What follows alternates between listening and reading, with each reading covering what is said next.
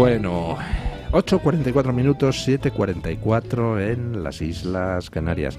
Doña Alba Vila Laje, ¿qué tal está usted? Muy buenos días, muy bien. Ya es viernes. Ya es viernes y por tanto estamos felices de llegar al viernes. No, la verdad es que se nota, porque con esto de levantarse pronto para el programa que empieza a las 7, pues se nota a medida que van pasando los días que dices, jolines. No me preocupa madrugar, ya estoy acostumbrada de todos los días, pero sí que es cierto que el viernes se ve de una forma distinta. Además, estoy aquí Mañanas en Libertad, así que también es algo diferente. Muy contenta porque sigan contando conmigo. Y además, este fin de semana me voy a Cuenca, así que me hace mucha ilusión porque nunca he estado encima, o sea, casi un pecado, pero muy ilusionada. ¿No ha estado usted nunca en Cuenca? Nunca he estado en Cuenca, así que este fin de semana allí nos vamos. Pues Cuenca es una ciudad absolutamente preciosa y agotadora por las cuestas, porque que tiene unas cuestas curiosas. Pues el gimnasio del fin de semana, fenomenal. Sí. Y además, ¿va usted a alojarse en alguna de las casas allí colgantes? No, pero cerquita. Cerquita. Bueno, por allí estaremos. La verdad es que es un sitio precioso. Estuve no hace mucho en Cuenca y de verdad que mi mujer y yo, que nos dejó el taxi abajo, teníamos que subir hasta arriba. Bueno, la cuesta, creíamos que nos moríamos mientras subíamos. O sea, una cosa. Don Luis pensó, ¿en qué momento le he dicho al taxista que me deje aquí porque no me ha subido hasta arriba? Dije, no, subimos andando y tal. ¡Madre mía! Pero vamos, preciosa. La ciudad merece la pena ir. Don Asís Timmermans, buenos días. Muy buenos días. No solo he subido todas esas cuestas en mi infancia y juventud, sino que aprendí a bueno, es verdad que usted tenía familia allí, ¿no? Mi madre y la familia de mi madre es de Cuenca.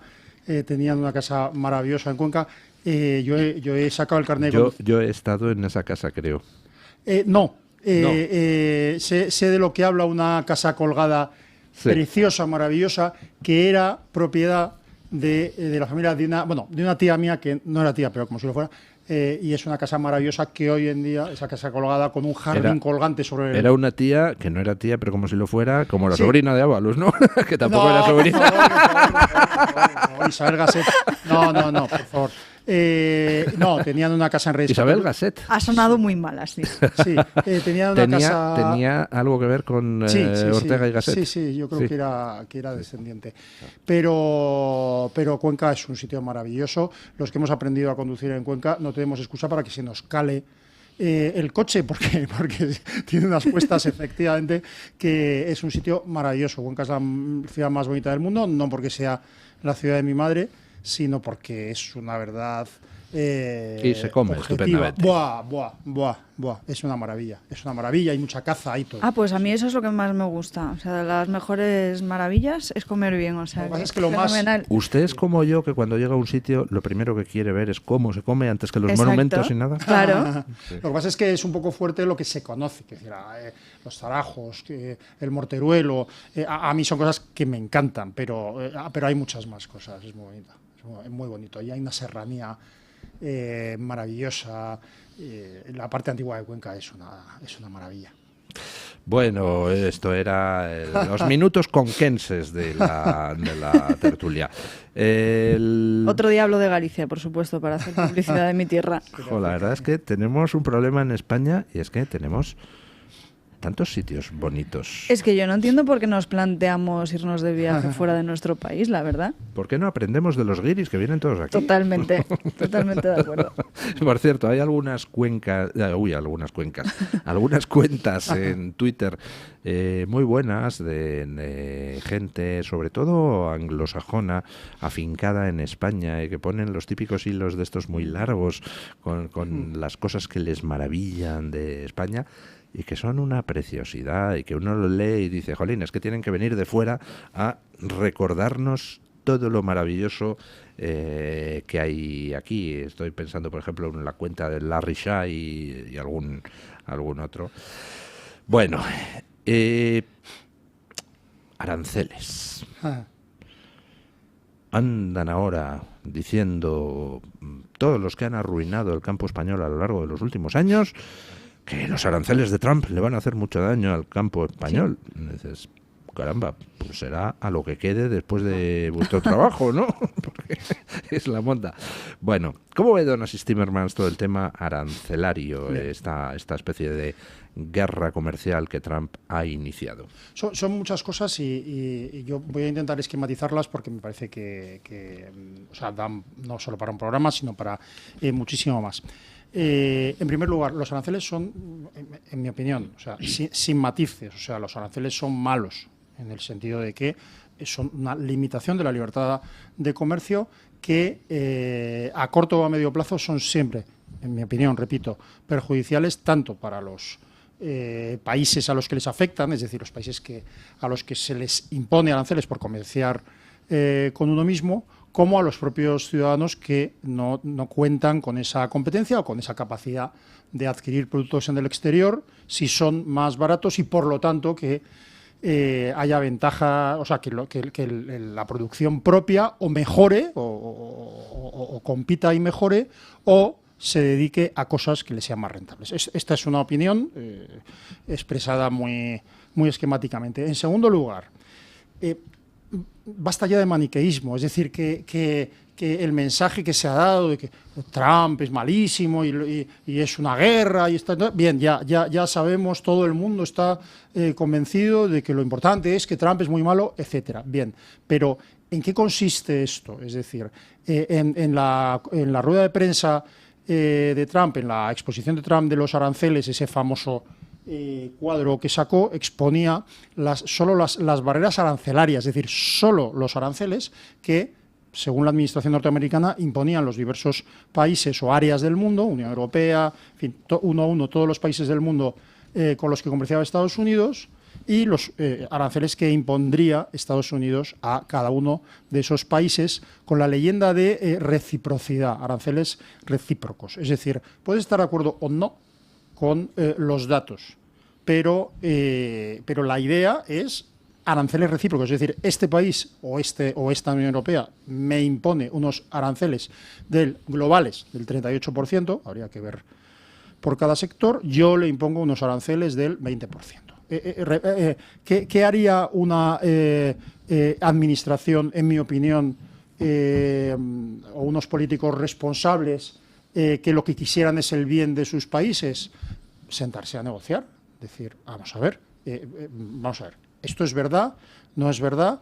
Vamos a verlo, porque recordemos que el planteamiento de la administración Trump, planteamiento con el que yo personalmente no coincido, pero se puede llegar a buen fin por las razones equivocadas y al revés, se puede llegar a un mal fin por tener buenas razones. Pero lo que propone la administración Trump es reducir el déficit comercial de los Estados Unidos. Y en particular, con todo el mundo, pero en particular con la Unión Europea. Estamos hablando de que, grosso modo, el déficit comercial de Estados Unidos con la Unión Europea, o sea, la diferencia entre lo que importa y exporta, lo que uno le vende a otro y al revés, es de aproximadamente 250.000 millones de dólares. Hay un documento que ayer difundía, perdón, he dicho que sería esquemático, termino enseguida. Hay un documento que difundía, que se difundía en varios sitios, pero que difundía ayer Daniel Lacalle y difundían otros, que es un informe de lo que podría ser considerado un gabinete, digamos, el gabinete económico en materia de comercio de la Casa Blanca, ¿no? El nombre es The Office of the United States Trade Representative. Y entonces, bueno, es un documento muy largo y entonces se dedica a examinar las barreras arancelarias y no arancelarias de los distintos países del mundo. Las barreras arancelarias son los aranceles que se imponen a la importación a la entrada de países del exterior, de productos del exterior, pero luego hay un montón de barreras no arancelarias que son regulatorias y de subsidios, fundamentalmente. Las regulatorias pueden ser desde regulaciones o imposiciones de tipo, yo que sé, biosanitario, hasta cuotas por exhibición de películas, hasta exigencias laborales o de producción, muchas cosas de naturaleza muy variada. Entonces, mi pregunta es, ¿qué van a hacer y lo que me preocupa, qué van a hacer los líderes de la Unión Europea? O sea, ¿qué van a hacer los gobernantes de la Unión Europea? Lo que va a hacer el sátrapa que gobierna en España, ya lo sé y creo que lo sabemos todos, que es aprovechar la circunstancia para incrementar su poder. O sea, lo que mejor le viene a Pedro Sánchez y a cualquier sátrapa es el enemigo exterior. Y es el estado de guerra, que es el que justifica el control sobre los ciudadanos. Entonces, en ese sentido, la escenificación de Pedro Sánchez sobre la pandemia, sobre la guerra de Ucrania y sobre esto y sobre cualquier otra cosa es esa, vamos a salir todos juntos, etcétera, etcétera, ¿no? Y no voy a extenderme, pero lo que ayer hablaba Pedro Sánchez, o lo que exponía, y la actuación, la actitud que está tomando la oposición en este sentido, en mi opinión, es demencial. Es demencial. Porque, o sea, que tú, si resulta que alguien te está poniendo aranceles, diciendo que es que tú se los estás poniendo, diciendo que es recíproco, puedes hacer dos cosas, en mi opinión. Una, negociarlo. No, quiero que usted me quite estos aranceles que me está poniendo y pongo encima de la mesa los míos. Vamos a negociar, Unión Europea, Estados Unidos, como ya está haciendo, por cierto, Vietnam, como ya está haciendo la India, como están haciendo otros países del mundo, en primer lugar. Puedes hacer otra cosa, si crees en los aranceles, puedes hacer otra cosa, puedes imponer aranceles que ya tienes o no.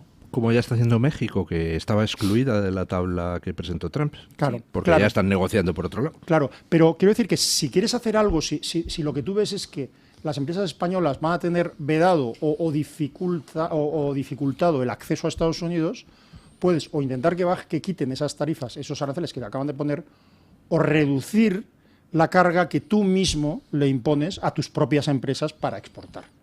¿Cuáles son esas cargas? Son cargas regulatorias, cargas fiscales, cargas laborales, cargas medioambientales, etcétera, etcétera, etcétera. Es decir, quitar costes. Si tu respuesta va a ser que aumentas el gasto, que aumentas los subsidios, bueno, bien, hacia allí vamos. Esto es básicamente mi postura expresada demasiado largamente y prometo ser más corto en mi próxima. No, por favor, puede usted alargarse lo que quiera. Es demencial, como bien dice Asís, y no solo considero que Europa se equivoca o piensa de forma muy errónea, precisamente en esa línea de lo que decía Asís, de que hay que apostar por la negociación, y aquí en España directamente no.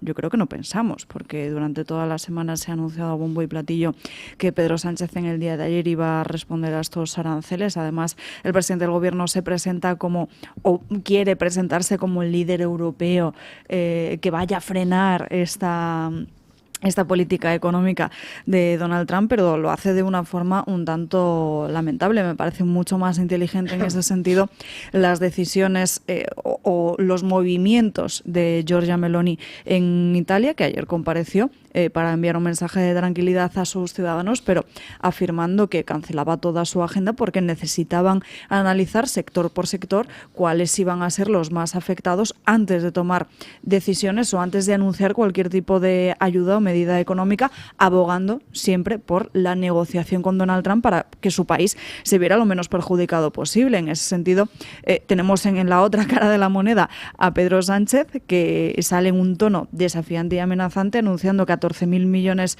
de euros que no se materializan exactamente, que no se explica a qué van a ir de una forma un tanto rotunda, es decir, no hay una visión realista, no podemos analizar tampoco ese paquete, y encima estamos hablando de que unos 5.000 millones de esos 14.000 serían de los fondos europeos, unos fondos europeos que, recordemos, se idearon para ayudar al sector empresarial español durante la pandemia. Estamos hablando de unos fondos europeos que llevan años y años, y ni la mitad de lo que estaba previsto ha llegado todavía a las pequeñas y medianas empresas españolas, que son las que realmente lo necesitaban. Está claro que Donald Trump, y así lo viene lo venimos advirtiendo desde la propia campaña electoral, o cuando ya todos veíamos que en las propias encuestas le colocaban como el ganador, sabíamos cuáles iban a ser sus políticas, conocíamos cuál iba a ser su línea de actuación, y él está abogando porque su industria y su sector estadounidense vuelva a reflotar,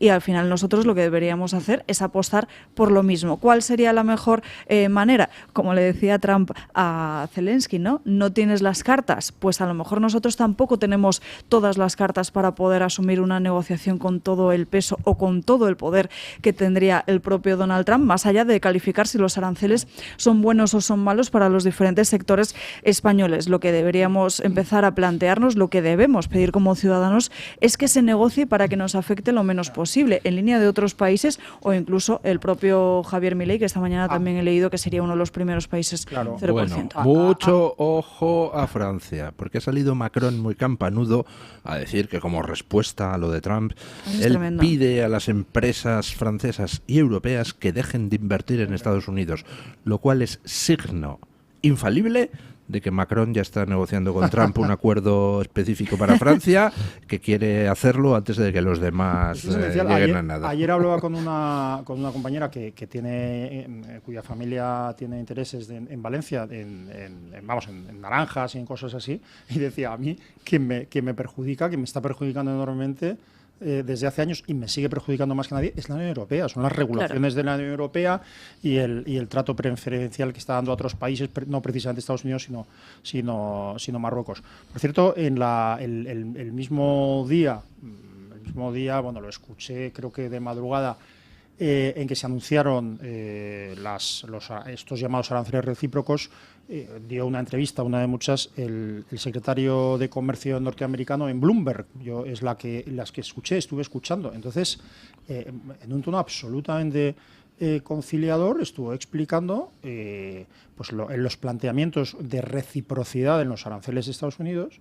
Y entonces el locutor de Bloomberg, el que estaba haciendo la entrevista, dijo, bueno, pero lo que está usted diciendo es que tiene una disposición absoluta a negociar. Entonces, claro, decía así. O sea, le faltó decir, claro, yo no soy Donald Trump, aquí cada uno tiene su papel. Pero, claro, volvemos a estar discutiendo si Donald Trump es un chulo o es un no sé qué, o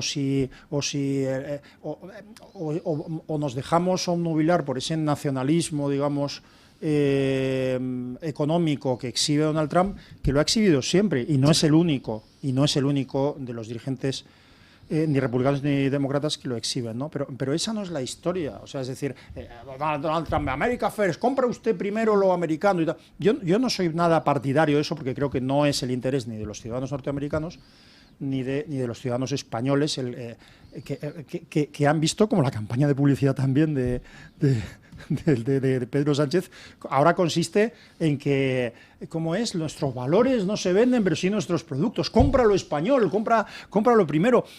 No sé, es decir... Que ya tiene narices que tengamos el lema antes del propio plan. Sí, claro, no, porque este gobierno es un lema y una oportunidad de control de los ciudadanos. Pero lo que quiero decir es que ese no es el tema, eso es un mensaje para los propios norteamericanos, que los norteamericanos compran un nacionalismo económico, de que hay que comprar primero lo americano, ¿no? Como Clint Eastwood, ¿no? En la película esta de... ¿cómo se llama? La del coche. Gran Torino. El Gran Torino, ¿no? Que está molesto porque su yerno o su hijo, no recuerdo si su yerno y su hijo, pues en vez de tener un Ford, pues tiene un Toyota, ¿no? Que es japonés. Quiere decir, esos son mensajes de consumo interno o a lo mejor responden a un cierto nacionalismo económico, pero eso no es lo importante. Lo importante es, ¿las barreras arancelarias de Estados Unidos son negociables? Claro. ¿Tienen razón? Respuesta sí. Claro, ¿tienen razón Estados Unidos en que la Unión Europea tiene más aranceles contra Estados Unidos que al revés? Es que esos son datos objetivos y además habría que verlos sector por sector y hay datos de ellos. Pero es que en este momento todavía, en general, la Unión Europea tiene más aranceles contra Estados Unidos que al revés. Y en tercer lugar, existen barreras no arancelarias en Europa que deben ser negociadas con Estados Unidos y con otras partes del mundo. Existen barreras no arancelarias y costes en la producción que deben ser tanto reducidos para los productores nuestros como en las exigencias de los productos que quieran entrar desde fuera. Esto es lo que los dirigentes tenían que ver. Si nos vamos a seguir conformando, como en el tema de Ucrania hace unas semanas, en decir qué chulo es este y qué matón y además le ha dicho a no sé quién que viste mal. Vale, ese es el nivel de discusión. Por favor, no lo sé. Yo no soy muy optimista porque las guerras arancelarias, o sea, las confrontaciones arancelarias que no ha empezado Donald Trump, pero bueno, ese es otro tema, no son buenas, nunca son buenas. nunca son buenas. Pero ojalá que nuestros dirigentes negocien y obtengan ventajas para sus ciudadanos en vez de poder para ellos mismos. Pero también parece que hay un nerviosismo alimentado desde ciertos ámbitos en función de los propios intereses políticos de algunos, tanto a un Pedro Sánchez como a un Emmanuel Macron le viene divinamente, le viene de rosas el poder plantear a un Donald Trump, que además es puro show televisivo también, lo conocemos todos, plantearlo como un enemigo, porque así, evidentemente, pueden tapar sus propias políticas. Lo decía don Luis hace apenas unos minutos, también esta misma mañana. La Unión Europea puede esconder todas estas políticas verdes que han dañado gravemente al sector del campo en nuestro país y venderlo como que ahora el malo malísimo es Donald Trump, cuando llevamos años y años dañando profundamente a nuestro sector e impidiendo que puedan hacer su trabajo en las mejores condiciones y en las mismas, jugando las mismas reglas del juego que otros. Claro. Pausa publicitaria y seguimos. Bueno, cambiemos de tercio, luego volveremos a hablar un poquito de tema internacional, pero entremos en harina con las cuestiones nacionales. Hoy nos despertamos con un par de noticias que afectan a los casos de corrupción que ya conocemos que rodean a Pedro Sánchez. Por un lado, la Sala del Supremo, ante la que había recurrido Álvaro García Ortiz las diligencias de investigación que el juez ha ordenado para tratar de ver, de recuperar el contenido de los mensajes de su móvil y de su cuenta de correo, pues le ha dado un varapalo a García Ortiz recordándole algo evidente. ¿Qué hace usted protestando por las diligencias que ha ordenado el juez, cuando esas diligencias no serían necesarias si usted no hubiera borrado su cuenta de correo y su WhatsApp? Vamos, que es una manera muy elegante, muy jurídica, muy de Tribunal Supremo de decirle, pero vaya jeta que te gastas, Álvaro. Ajá. Y por otro lado, pues una noticia que nos permite poner cara y ojos a ese dinero público gastado en las sobrinas de Ábalos, y que como es dinero público y no es de nadie, que decía, no sé si Carmen Calvo o Marisú Montero, pues a veces nos parece algo abstracto, pero el dinero público que se gasta en cosas inadmisibles al final pues son dramas personales. 39 personas fueron despedidas en Ineco porque había que reducir costes, mientras Jessica seguía allí cobrando sin dar un palo al agua porque era la sobrina de Ábalos. ¿Cuántas de esas 39 personas le fastidiaron o complicaron la vida para poder seguir pagando Jessicas? Me pregunto, ¿no? O sea, ¿cuál de los dos temas les motiva más? Es una barbaridad.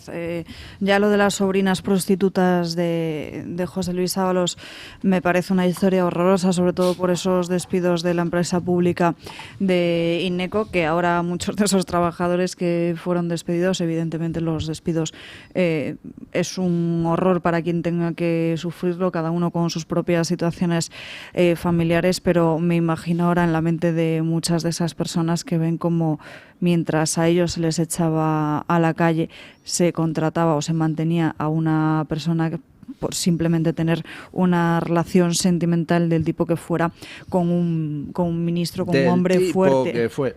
El número 2. El tipo que fue número 2 del Partido Socialista, como bien recuerda Asís, y también el hombre fuerte de Pedro Sánchez dentro del propio gobierno al frente del Ministerio de Transportes, que recordemos la importancia del Ministerio de Transportes, que fue junto a Defensa e Interior uno de esos ministerios que pilotaron la gestión también de la pandemia. Pero en fin, ya lo de Álvaro García Ortiz me parece más grave en el fondo, porque al final pues lo que vamos a ver es que es inevitable que se produzca ese choque entre el propio Tribunal Supremo y el Constitucional. Estamos pues siendo testigos de cuál va a ser el desenlace fatal de toda esa historia, y ese choque pues antes o después, con este caso o con otro también, a lo mejor con el tema de la amnistía, vamos a ver qué sucede, y al final estamos viendo como un fiscal general del Estado.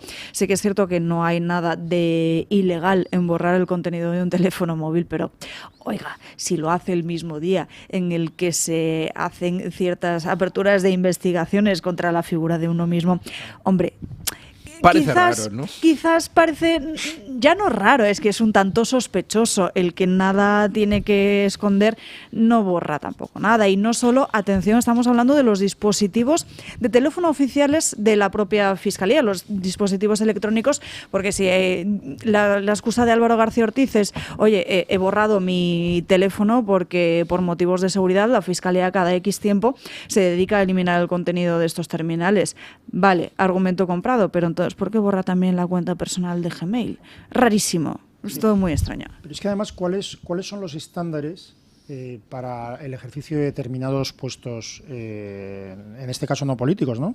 Como el de la Fiscalía General? O sea, el único estándar exigible es no haber cometido un delito. ¿Qué quiero decir con esto? Que la conducta de el fiscal general, de García Ortiz, desde que empezó esto, es una conducta amoral, completamente amoral, que debería llevar a su inmediata destitución independientemente del juicio, independientemente que haya cometido un delito. Si hay Porque es el máximo garante de la legalidad en España, y hay una duda sobre él. Claro, y en vez de eso, el mismo Ortiz dificulta una investigación que debería, como representante de la Fiscalía, que debería facilitar. Es decir, él, en cuanto surgió esto, lo que debería haber dicho es, mira, o sea, inmediatamente, no tendría que haber esperado a que hubiera diligencia, sino que habría dicho, miren, pongo a su disposición mi teléfono móvil, ruego por favor que los tales remitentes o tales cosas no sean tratados o no sean examinados, en el sentido de que hay cuestiones de confidencialidad, pero pongo a su disposición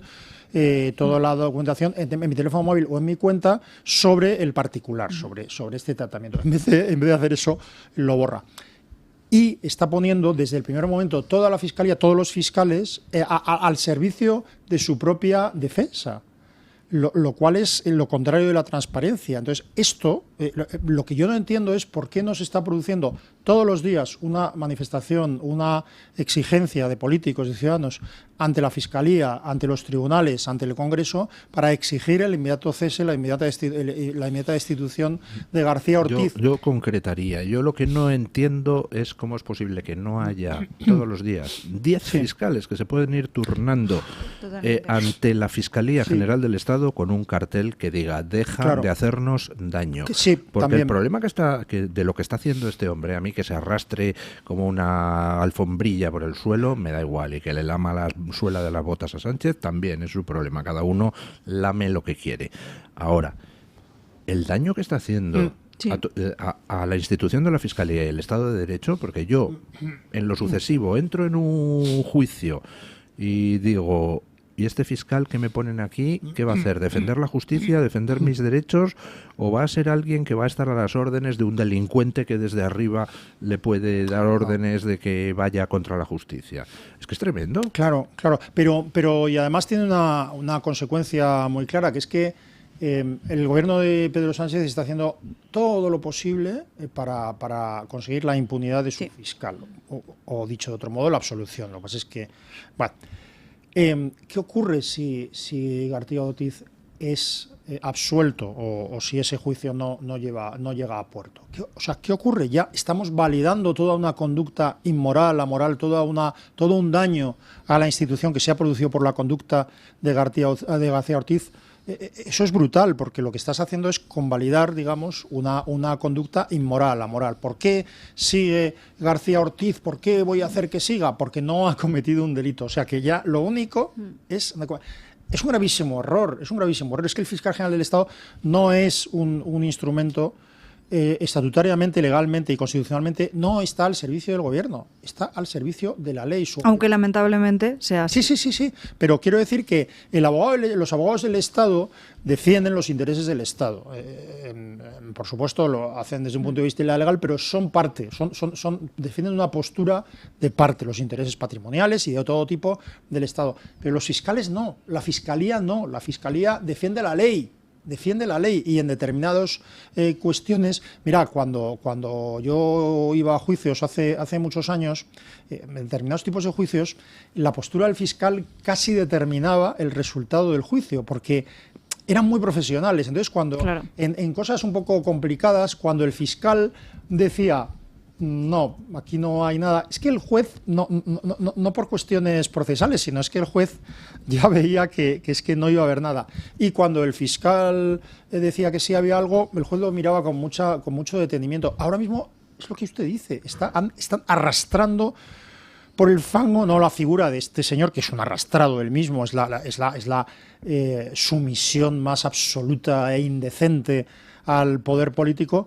sino el problema es que el daño a la institución, que es brutal. Tiene usted razón. Yo creo que en este caso son los fiscales los que deberían estar todos los días a la puerta de la institución, o por lo menos manifestándose por el daño que está haciendo la institución. García. Porque son principalmente los perjudicados de todo esto, y su imagen queda dañada de cara a un futuro. También lo podemos ver todo este caso de otra forma, porque siempre hemos dicho que cuando salta un caso de corrupción, cuando se abre una investigación judicial, lo lógico y razonable, sobre todo en base a los propios códigos éticos que algunos se han empeñado en imponer como una norma ante la sombra de corrupción, dimite y apártate, pero también por una cuestión de lógica. Lo más normal es que si uno está bajo el foco de una investigación judicial, se aparte para que se pueda investigar de una forma mucho más clara, y sobre todo también porque desde el punto de vista mediático, desde el punto de vista de un debate público,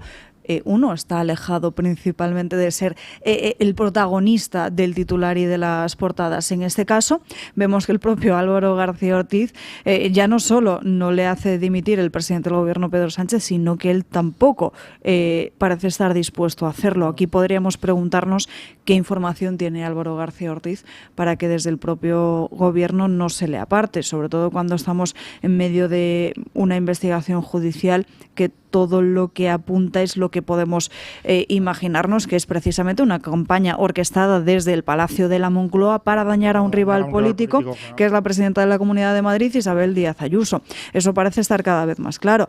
Recordemos cómo Álvaro García Ortiz, en la televisión pública, en Radio Televisión Española, junto a Xavier Fortes, si no me equivoco, dijo tener una carpeta con información gravísima de muchos ciudadanos. Oiga, es que ¿qué información tiene en sus manos tan peligrosa para algunos, que a lo mejor también tiene información del propio presidente del gobierno o de algunos de su gobierno? Es que si lo que todos sospechamos, el juez incluido, es cierto, pues el trayecto de los correos electrónicos del abogado del novio de Ayuso fue del fiscal del caso a la Fiscalía General del Estado, a Álvaro García Ortiz. De ahí a alguien de Moncloa. De alguien de Moncloa termina llegando a Pilar Sánchez Acera, que es la que intenta colarle el marrón a Juan Lobato. Y Lobato dice, no, yo tengo cara de tonto, pero de tonto no tengo un pelo. Entonces, claro, es que si Álvaro García Ortiz dice, ¿qué información tiene? Pues hombre, la información de a quién en Moncloa le pasó el tema, ¿no? Exacto. Fíjate que si nos olvidáramos del tema en particular, si examináramos el caso de forma abstracta, no creo que haya ningún país del mundo, ningún precedente histórico en que se haya procesado a un fiscal general, y entonces las personas que están a sus órdenes, que son los fiscales del caso, estén no solo sea absurdo porque no tienen una libertad de acción, sino que objetivamente están abiertamente intentando parar la investigación. O sea, entonces... Pero es como si le piden, imagínense, a cualquier ciudadano que se ponga a fiscalizar o a investigar a su propio jefe, pues... Claro, pero imagínate, Alba, que un fiscal, que esto dice, mira, no me siento con libertad para actuar en este proceso porque tendría que proponer diligencias acerca de la conducta de alguien que es el jefe del que él depende.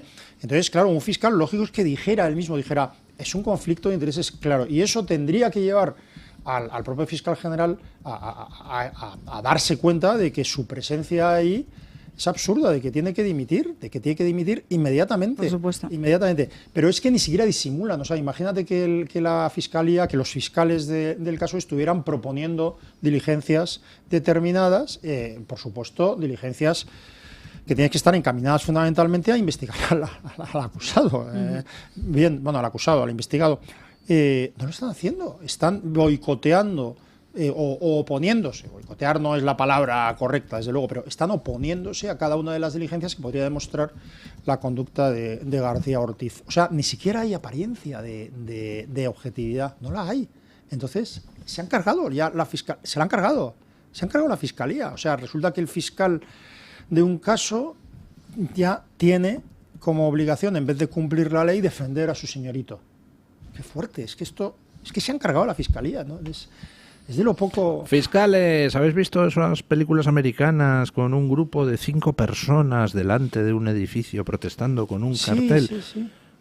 Haced turnos delante de la Fiscalía General del Estado, La posición hombre. de fiscal, la verdad es que no lo sé, pero cuando yo era joven y guapo, hace tantísimo tiempo, la oposición... Bueno, usted sigue siendo guapo, joven no, pero guapo sí. La oposición a fiscal y la de juez eran, si no exactamente iguales, muy parecidas. De hecho, los que preparaban oposiciones a una cosa, con frecuencia se presentaban a la otra, a fiscal y juez, ¿no? Entonces, todo eso ha sido barrido por un autócrata que ha utilizado todas las instituciones, todas. El autócrata me refiero a Pedro Sánchez. Ha utilizado todas las instituciones para incrementar su poder personal, para proteger a los suyos y para cargarse a una rival política. O sea, Isabel Díaz Ayuso era y es una enemiga, es la única probablemente del Partido Popular que le hace sombra a Pedro Sánchez, y entonces había que ir contra ella. Entonces, cuando alguien descubre que unos procedimientos por delito fiscal o que una inspección contra un señor tiene una relación con Isabel Díaz Ayuso, independientemente de que no la tuviera en el momento de ocurrir los presuntos hechos. Pero cuando alguien descubre eso y lo comunica a sus superiores, se pone en marcha una operación para poner la Fiscalía al servicio del autócrata, para destruir a su mayor rival política dentro del Partido Popular. Es que es tan... Aunque no se hubiera cometido un delito al hacerlo, es inmoral en sí es tan mismo. Inmoral que debería tumbar todo un gobierno. Y sin embargo... Pero además es un delito. Sí. Además, por supuesto. A mí me parece evidente. Y lo que pasa es que ensucia. Y luego, yo lo digo muchas veces, pero el efecto pedagógico sobre el votante es demoledor. Porque al votante del PSOE le parece bien que sus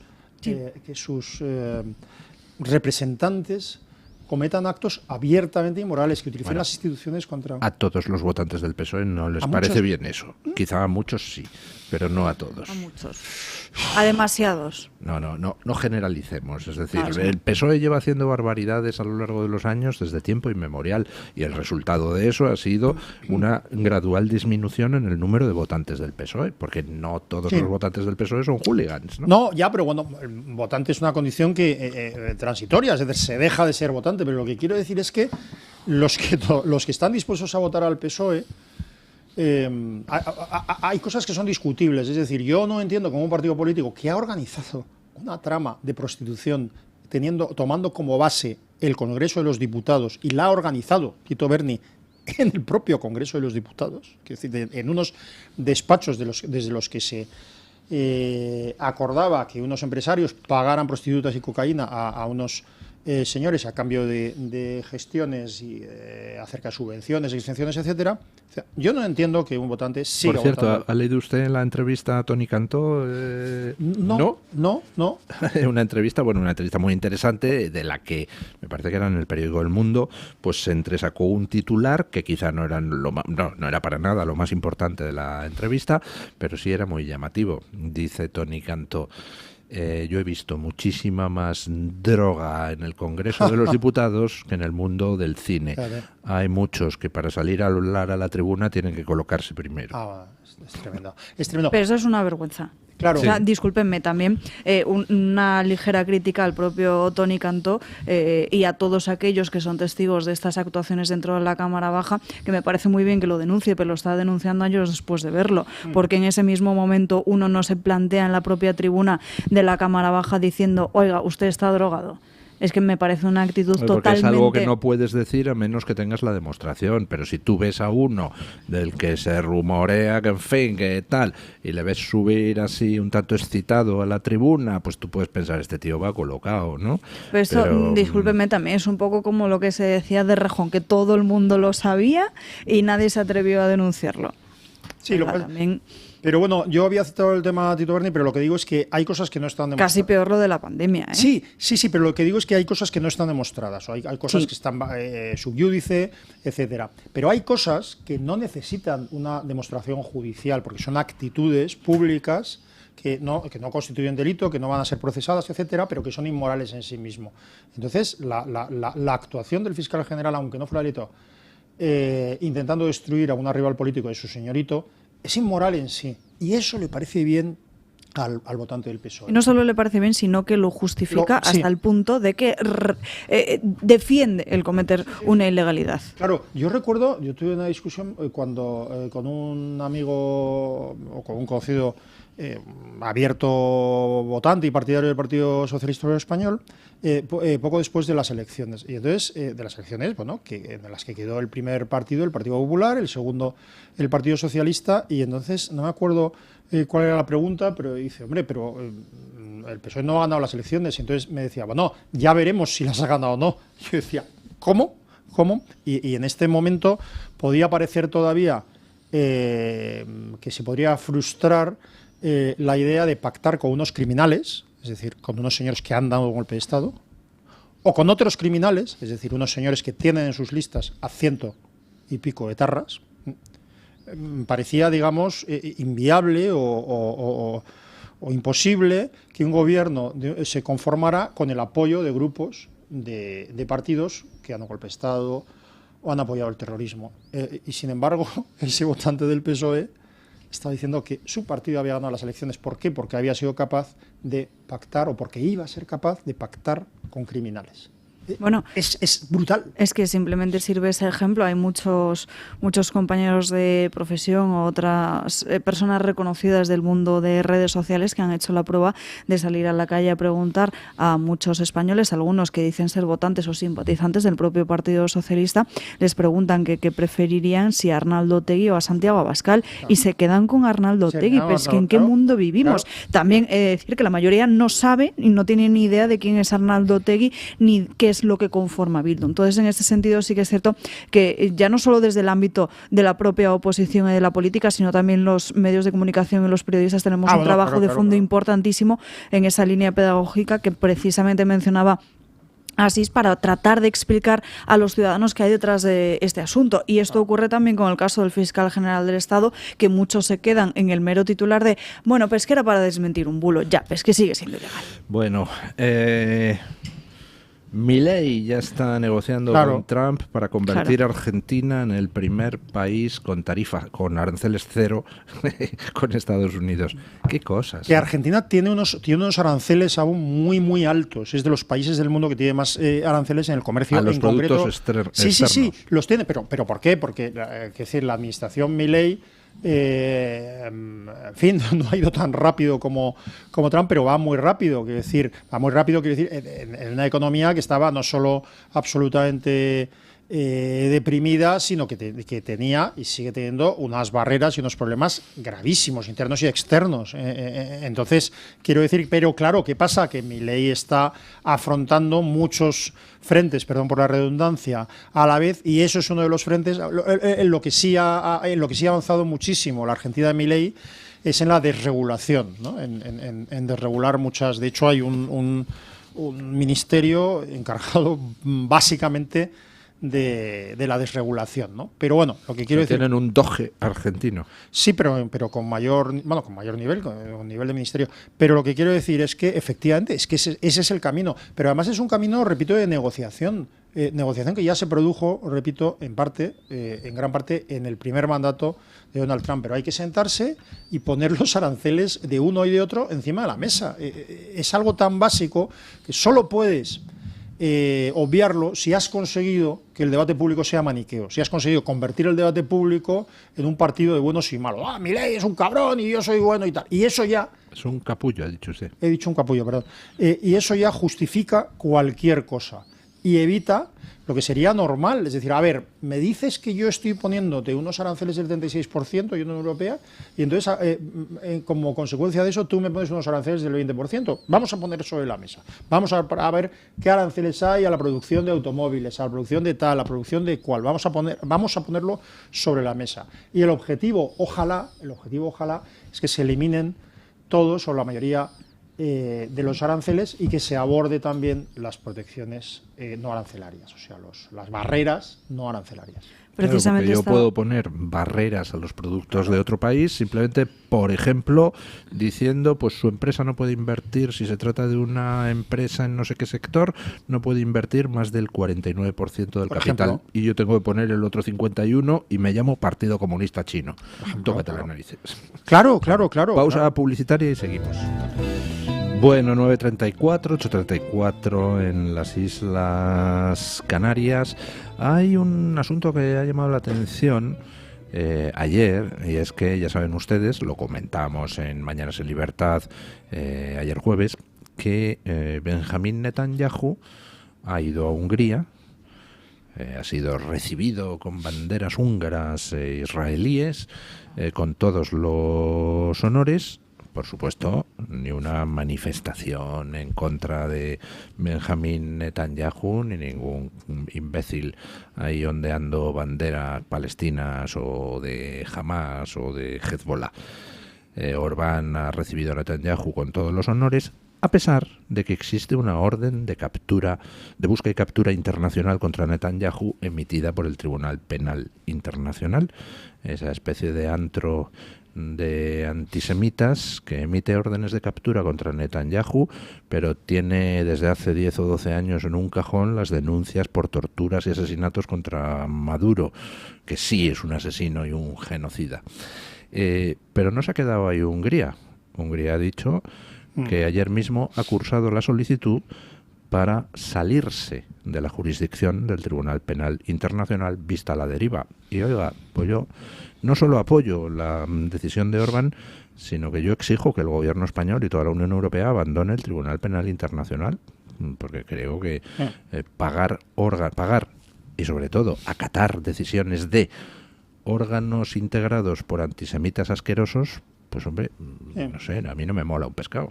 Además, o sea, y además que niegan el derecho a defenderse de un Estado democrático que ha sufrido el ataque más sádico, brutal contra sus propios civiles, que es lo que ha ocurrido en Israel el 7 de octubre de hace un año y pico, y obvian y olvidan y fingen ignorar completamente las matanzas que se están produciendo en muchas partes del mundo contra cristianos por el hecho de ser cristianos, contra drusos, etcétera, etcétera, ¿no?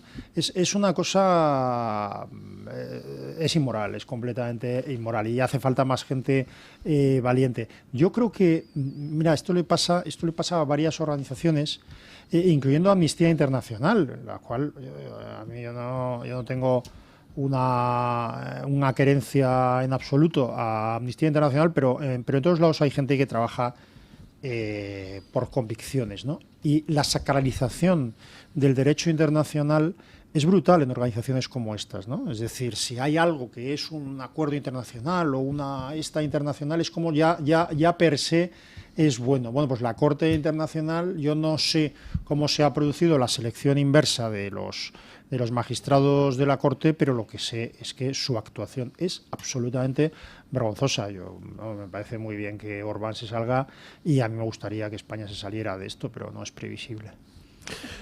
Bueno, oiga, cosas más inverosímiles hemos visto. A mí me parece que hacen falta organizaciones internacionales que intervengan en determinadas cuestiones. A mí me parece imprescindible. El problema es cuando esas organizaciones quieren ponerse a dirigir la política interna de un país o trabajar incluso contra los propios intereses de los ciudadanos. Ahí ya no estamos hablando de organizaciones que velen o trabajen por unos supuestos derechos o por unas ciertas ideologías que pueden ser más o menos compartidas, sino que directamente quieren ponerse a legislar. Y eso es yo lo que creo que no deberíamos permitir. Además, hay normas que regulan la guerra. y las actuaciones en guerra. Pero lo que está sucediendo es que determinadas organizaciones internacionales y países están negando a un país en concreto el derecho a defenderse contra ataques exteriores. Claro, si el problema no es que existan instituciones por encima de los países que regulen que no se hagan barbaridades. Eso, el concepto está bien, igual que hay el concepto de tribunal constitucional. Pues oiga, está bien, un tribunal que interprete la Constitución y que vele porque los derechos constitucionales se respeten. Pero claro, cuando tú pones en el Tribunal Constitucional a Cándido Conde Pumpido, pasa a ser una basura pinchada en un palo. Lo mismo pasa con el TPI. Hay básicamente, hay muy básicamente dos modelos de justicia constitucional. Una, la concentrada, que es el modelo kelseniano, el modelo que tenemos nosotros, el de un tribunal constitucional elegido específicamente para controlar la constitucionalidad de una de las leyes, ¿no? Comparar la ley, etcétera. Y luego hay un modelo difuso, porque yo siempre he sido partidario. Hay un libro precioso de García Enterría, grandísimo jurista, que se llama la Constitución como norma y el Tribunal Constitucional. Entonces, la Constitución afecta, quiero decir, la Constitución rige en todas las instancias públicas, incluyendo cualquier tribunal. Entonces, cualquier tribunal está obligado a aplicar la Constitución. Y cuando cualquier tribunal entiende que hay una norma que es incompatible con la Constitución, que no hay una forma de aplicarla de acuerdo con la Constitución, tiene obligación también en España de elevar una cuestión de inconstitucionalidad. Bueno, pues en Estados Unidos y en otros lugares eso lo hacen los tribunales para en cualquier caso. Es decir, hay una ley y cualquier tribunal dice no, esta ley es incompatible con la Constitución, con lo cual no lo aplico. ¿Qué ocurre? Que el sistema de recursos hace que el propio Tribunal Supremo de los Estados Unidos sea el que tiene la última palabra cuando se trata de determinar... Bueno, un Tribunal Constitucional, entonces, ¿qué se diferencia de lo...? Se diferencia en que es poder judicial puro y duro, es el que considera, con todas las consecuencias, la Constitución como una norma y, por lo tanto, lo aplica. Y no es un tribunal político. No es un tribunal político, el problema del... Claro, lo que pasa es que ese concepto, es decir, el que todo tribunal tenga derecho a cuestionar la constitucionalidad de las normas, tiene un problema, y es que funciona, como decía Reagan, del socialismo en el cielo perfectamente. Si los jueces son gente que entra por una oposición y entonces son gente que va a aplicar la ley estrictamente y cree en la justicia... Pero en la práctica, ¿qué pasa? Pues que los progres aquí y en Estados Unidos y en Francia y en Inglaterra y en Alemania han colonizado la justicia y entonces ahora te la encuentras llena de jueces que en lugar de aplicar la ley con los ojos tapados, lo que hacen es interpretar las leyes como les da la gana, con eso que llamaban hasta hace no tanto justicia creativa. Sí. Entonces, tócate las narices. Sí, y lo que con mi tiempo se llamaba la interpretación alternativa del derecho, que básicamente era utilizar el derecho de una forma distinta para la consecución de unos determinados fines. Pero bueno, lo que quiero decir es que al final hay un tribunal superior que es el que determina en última instancia la constitucionalidad o no de las normas. Ese tribunal en España es político. Es una desgracia porque hay magistrados del Constitucional, incluso, si me permite, en fin, incluso magistrados de izquierdas, como Manuel Aragón, que han sido grandes juristas. Sí, grandes defensores de la constitucionalidad y a pesar de que él es un hombre de izquierdas, Manuel Aragón, se desmarcó de las barbaridades con el tema catalán. Claro, pero es que yo sí quiero decir una cosa. En el Tribunal Constitucional Español e incluso en otras instancias ocurre una cosa que no ocurre en otros lugares. Es decir, cuando el Tribunal Supremo norteamericano se habla de que hay no sé cuántos jueces progresistas y no sé cuántos jueces conservadores, se está hablando de la orientación política o de la formación jurídica de esos señores. Es decir, que es así, van a atender a interpretar la Constitución o las leyes de acuerdo con una orientación, digamos, filosófica, jurídica, política. Pero aquí ocurre una cosa muy, muy, muy distinta. Cuando hablamos de magistrados progresistas, estamos hablando de magistrados que descuelgan el teléfono y reciben instrucciones del jefe de los progresistas. Que reciben instrucciones del jefe de los progresistas. Es decir, que son capaces de eso. Eso es una corrupción brutal. O sea, el problema de Conde Pumpido no es que sea un tipo de izquierdas, de derechas o medio pensionista. No. Sí, es un lacayo. Es un lacayo, claro. Y esto es muy distinto.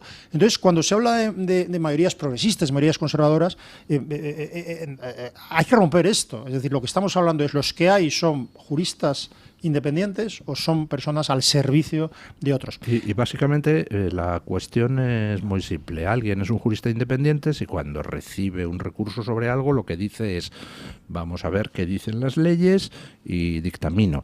Mientras que un lacayo, Cándido Conde Pumpido, por ejemplo, pues lo que hace es ¿qué tengo que decir? ¿Que esto está bien o está mal? Claro. Pues voy a ver cómo retuerzo las leyes para argumentar en el sentido de lo que me han dicho que tengo que decir. Claro, ¿no? La presidenta del Consejo General del Poder Judicial es una mujer de izquierdas y muy probablemente tanto las decisiones, digamos, de contenido jurídico que adopte, como la selección de jueces para puestos determinados, serán digamos, contrarias a lo que yo pienso, ¿vale? En muchos lugares. Pero lo que ha demostrado es que se les ha escapado una persona creyendo que era lacaya y no, lo que es una mujer de izquierdas. Porque esa mujer ha salido directamente a defender la independencia judicial. Claro, como debería ser. Pero ¿qué ocurre? Que en un momento determinado seleccionan a 5 lacayos, bueno, sinceramente tampoco voy a decir que todos sean lacayos en todo momento, etcétera, pero selecciona a 5 personas que saben que va a ser de su obediencia,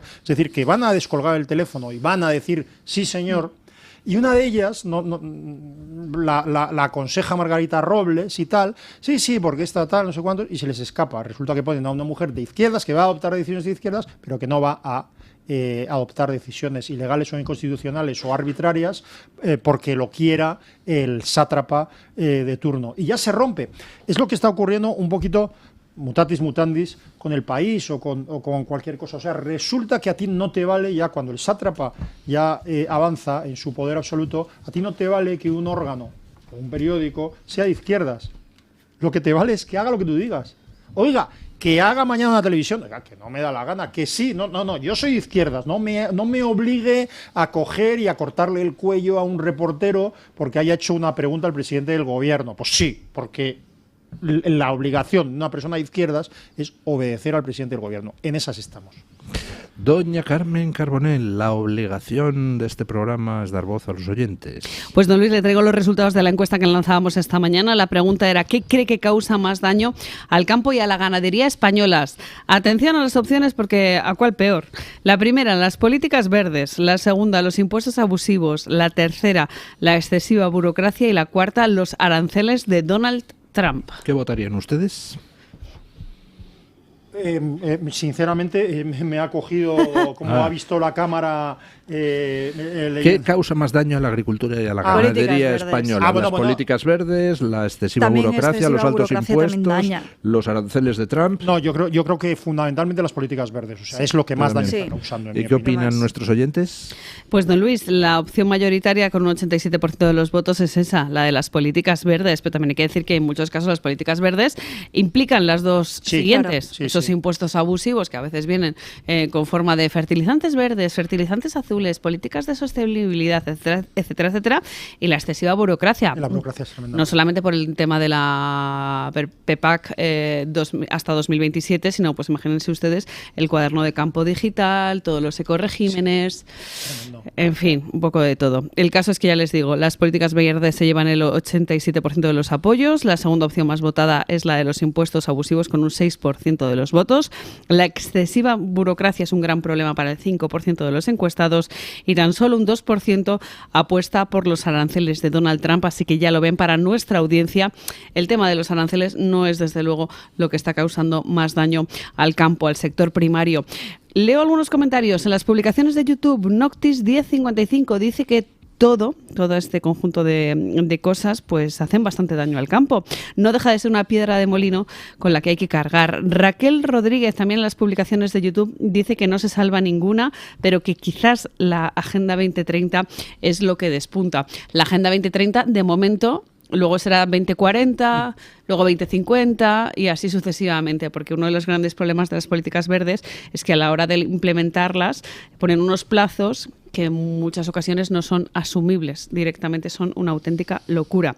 En el chat de YouTube, ANK44 dice que Donald Trump está socavando los pilares de la economía mundial.